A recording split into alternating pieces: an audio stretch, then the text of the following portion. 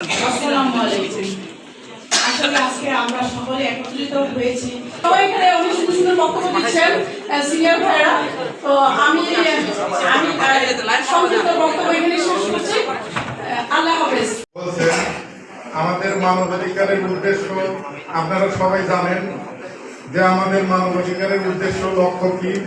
আমরা এখান থেকে কিছু শিখব এবং আমরা নেব, এই উদ্দেশ্যেই আমরা এখানে হাজির হয়েছি। আমার যদি বাংলাদেশের টেকনাফে কোনো সমস্যা হয়ে থাকে আমরা তেতুলিয়ায় মানববন্ধন করার প্রস্তুতি গ্রহণ করব কি করব তারপর থেকে আমি অঙ্গীকারবদ্ধ হয়ে আমার এলাকায় আমার ওয়ার্ডে কোনো বাল্য বিবাহ, মাদক, জুয়া, চুরি এগুলো সংগঠিত হতে দেব না। যেভাবে দুর্নীতি ঢুকে গেছে, কাজেই আমাদের মানবাধিকার কর্মীদেরকে আরো উচ্চতর প্রশিক্ষণ দিয়ে আরো সতেজ করতে হবে, একতাবদ্ধ হতে হবে। সামাজিক পরিবেশ ও মানবাধিকার বাস্তবায়নের চেয়ারম্যান, আমরা তাকেও অভিনন্দন জানাচ্ছি। ময়মনসিংহ জেলা শাখার পক্ষ থেকে আন্তরিক এবং শুভেচ্ছা।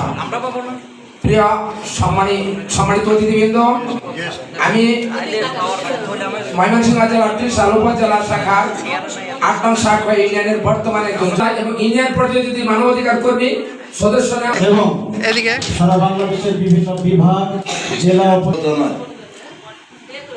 আমাদের চেষ্টা এবং সম্পর্ক থাকবে যেন আমরা একের মায়ের সন্তান সবাই।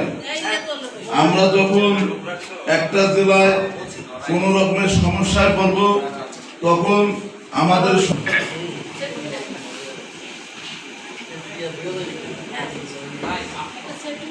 বিসমিল্লাহির রহমানির রহিম। নাহমাদুহু ওয়া নুসাল্লি আলা রাসূলিল কারীম, আম্মা বাদ। মানবাধিকার সম্পর্কে আলোচনা শুরু করার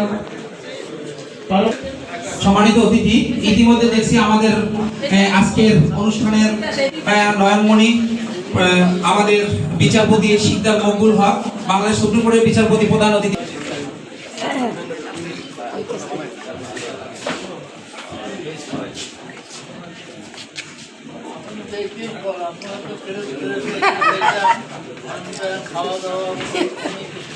হ্যাঁ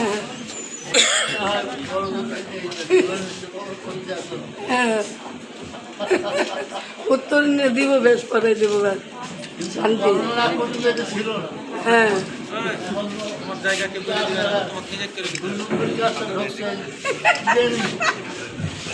মিটিং সব মিটিং করে তারা মিটিং আসে, তারা মিটিং আসে না। কথা অনেক শুনেছি। এর মধ্যে ছাড় আমাদের এসেছে, যেহেতু আমি জুনিয়র হিসেবে আছি। স্যার এখানে আমাদের মাননীয় স্যার আছেন। তো স্যারের আসাতে আমরা আসলে অনেকে সবাই আনন্দ আপ্লুত হয়েছি এবং অনেক ধন্যবাদ আবারও জানাচ্ছি। আসসালামু আলাইকুম।